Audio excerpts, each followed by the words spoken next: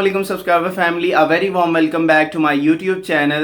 उम्मीद है सब लोग खैरियत से होंगे, मज़े में होंगे और रमज़ान मुबारक की नेमतों रहमतों से मुस्तफ़ीद हो रहे होंगे। आदम अलैहिस्सलाम के किस्से का हमने आगाज़ किया हुआ है, तो जहाँ से हमने किस्से को छोड़ा था वहीं से उसको आगे लेकर चलते हैं और आज इंशाअल्लाह ताला हज़रत आदम अलैहिस्सलाम के किस्से का इख्तिताम हो जाएगा।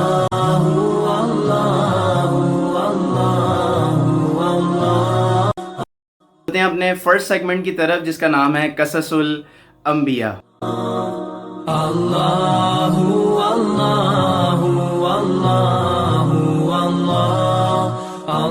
तो हमने किस्से को यहाँ छोड़ा था कि दुनिया फ़ानी में पहला कत्ल एक भाई ने अपने दूसरे भाई को यानी काबील ने हाबील को कत्ल कर दिया था और उसकी लाश को ठिकाने लगा दिया। आदम अलैहिस्सलाम को जब मालूम हुआ कि काफ़ी अरसा से हाबील और काबील लापता हैं, तो आप भी पूरे घराने के साथ बहुत ज़्यादा परेशान हो गए। खैर कैफ इसी कश्मकश में काफ़ी अरसा गुजर गया और हज़रत आदम अलैहिस्सलाम हाबील और काबील की तलाश में लगे रहे, लेकिन कोई सुराग न बन सका। हज़रत आदम अलैहिस्सलाम को काबील की तो इतनी फ़िक्र न थी, लेकिन अपने नेक सिफ्त बेटे हाबील की उन्हें बहुत ज़्यादा फ़िक्र थी। लेकिन हाबील की जो मनकूहा अकलीमा थी वो भी अपने शोहर की जुदाई के गम से निढाल थी। काफ़ी अरसा गुजरने के बाद एक रात हज़रत आदम अलैहिस्सलाम को ख्वाब में हाबील को देखा। जब हज़रत आदम अलैहिस्सलाम ने ख्वाब में हाबील को देखा जो कि अलपिद्र पुकार रहा था, जब हज़रत आदम अलैहिस्सलाम बेदार हुए तो हज़रत जिब्राईल अलैहिस्सलाम आपके पास तशरीफ़ लाए और आपको सारा वाक़या बयान किया। जैसे ही हज़रत आदम अलैहिस्सलाम को अपने लख्त जिगर हाबील की मौत का पता चला, चूँकि दर हकीकत वो कत्ल हुआ था जो कि अपने ही भाई काबील के हाथों, तो हज़रत आदम अलैहिस्सलाम का ये ख़बर सुनकर कलेजा शक हो गया और हज़रत आदम अलैहिस्सलाम ज़ारों के तार रोने लगे। ये ख़बर हाबील की मनकूहा अकलीमा को पता चली तो वो भी अपने शोहर की मौत की ख़बर सुनकर गम से निढाल हो गई। हज़रत आदम अलैहिस्सलाम और हज़रत अम्मा हव्वा अलैहिस्सलाम को जिब्राईल अलैहिस्सलाम उस मकाम पर ले गए जहाँ हाबील को दफन किया गया था। जैसे ही बाप ने अपनी जवाना मर्द लाश देखी तो ज़ारों के तार रोने लग गए।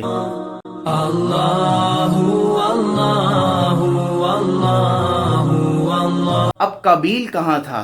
काबील भी जब हाबील को दफन करने के बाद उस मुल्क से रूपोश होकर यमन चला गया और वहाँ अपने बाप हज़रत आदम अलैहिस्सलाम के डर से वहाँ रहने लगा, क्योंकि शैतान ने काबील के जहन में यह वसवसा डाल दिया कि हाबील की कुर्बानी इसलिए कबूल हुई थी क्योंकि वो आग की पूजा करता था, आतिश परस्त था। इसी तरह ज़मीन पर आग की पूजा का आगाज़ जो कि काबील ने किया। कुछ अरसा गुजरने के बाद हज़रत आदम अलैहिस्सलाम को अपनी ज़िंदगी के आखिरी अयाम में अल्लाह तबारक व तआला ने हुक्म दिया कि वो यमन चले जाएं और वहाँ के आतिश परस्तों को दीन हक़ की तालीम दें। चूँकि काबील भी यमन में ही मौजूद था, जैसे ही उसे पता चला कि हज़रत आदम अलैहिस्सलाम यमन आ रहे हैं तो वो वहाँ से भी रूपोश हो गया।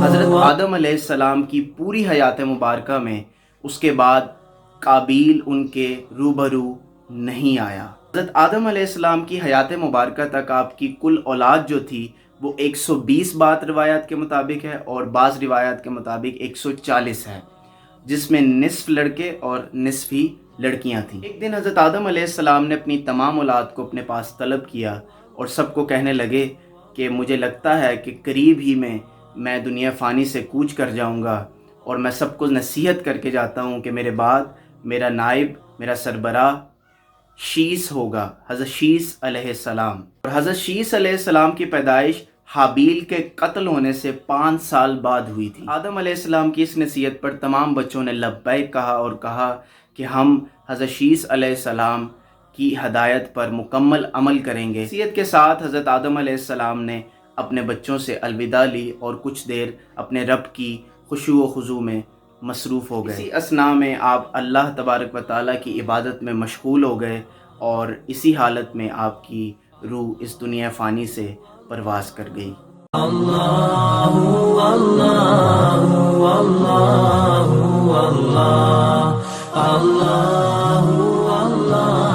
और आपका नमाज जनाजा हज़रत जिब्राईल अलैहिस्सलाम ने तमाम औलाद की मौजूदगी में और जिसमें हज़रत अम्मा हव्वा अलैहिस्सलाम भी शामिल थीं। आदम अलैहिस्सलाम की कब्र अतहर उसी मकाम पर बनाई गई जहाँ آپ جنت سے نکالے جانے کے بعد زمین پر اترے تھے، یعنی مقام سراندیب پر۔ بعد ازاں جب حضرت خضر علیہ السلام کا دور آیا تو حضرت اما حوا علیہ السلام، حضرت آدم علیہ السلام دونوں کی قبور اطہر کو بیت المقدس میں منتقل کر دیا گیا۔ اسی کے ساتھ حضرت آدم علیہ السلام کا قصہ اختتام پذیر ہوتا ہے۔ حضرت آدم علیہ السلام کا قصہ اب انشاءاللہ تعالی نیکسٹ ویڈیو میں آپ کو پتہ چلے گا کہ ہم اب آگے کس نبی کا قصہ شروع کرنے والے ہیں، تو یہ تو آپ کو اب نیکسٹ ویڈیو میں پتہ چلے گا۔ اب ہم چلتے ہیں اپنے نیکسٹ سیگمنٹ کی طرف، جو کہ ہے نعت رسول مقبول صلی اللہ علیہ وآلہ وسلم۔ اللہ اللہ اللہ اللہ اللہ، گر تم نہ سنو گے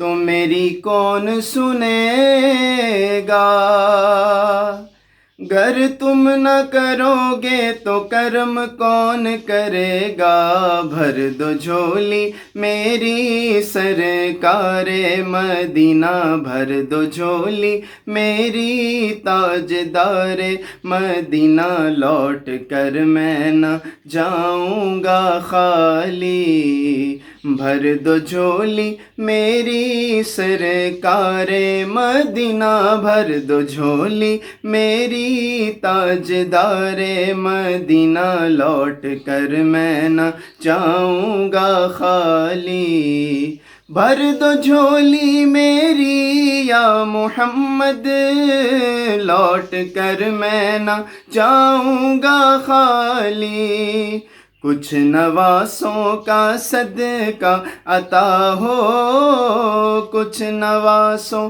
کا صدقہ عطا ہو، در پہ آیا ہوں بن کے سوالی، زندگی بخش دی بندگی کو، آبرو دین حق کی بچا لی، میرے آقا کا پیارا نواسا، میرے آقا کا پیارا نواسا، پیارے احمد کا پیارا نواسا، جس نے سجدے میں گردن کٹا لی، بھر دو جھولی میری سرکار مدینہ، لوٹ کر میں نہ جاؤں گا خالی، عاشق مصطفیٰ کی اذانیں اللہ اللہ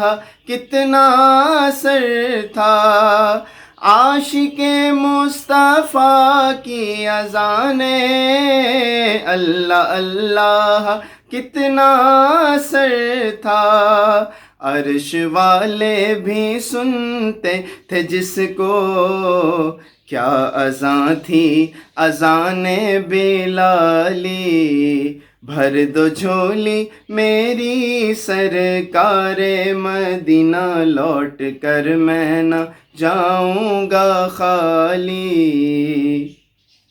کاش پرنم دیار نبی میں جیتے جی ہو بلاوا کسی دن، حال دل مصطفیٰ کو سناؤں، حال دل مصطفیٰ کو سناؤں، حال دل مصطفیٰ کو سناؤں، تھام کر ان کے روضے کی جالی، تو بھر دو جھولی میری سرکار مدینہ، لوٹ کر میں نہ جاؤں گا خالی۔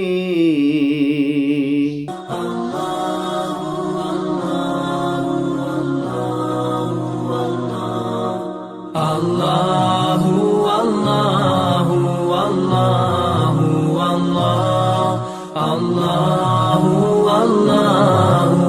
اللہ۔ اسلامک ٹاپک کے حوالے سے کوئی بھی کویسچن کرنا چاہتے ہیں تو پلیز کمنٹ باکس میں مجھے لازمی آپ کویسچن کر سکتے ہیں، انشاءاللہ میں اس کا آپ کو مستند آنسر دینے کی پوری کوشش کروں گا۔ رمضان المبارک کی ان قیمتی ساعتوں میں مجھے بھی اپنی دعاؤں میں ضرور یاد رکھیے گا، اپنا بہت زیادہ خیال رکھیں، اللہ نگہبان۔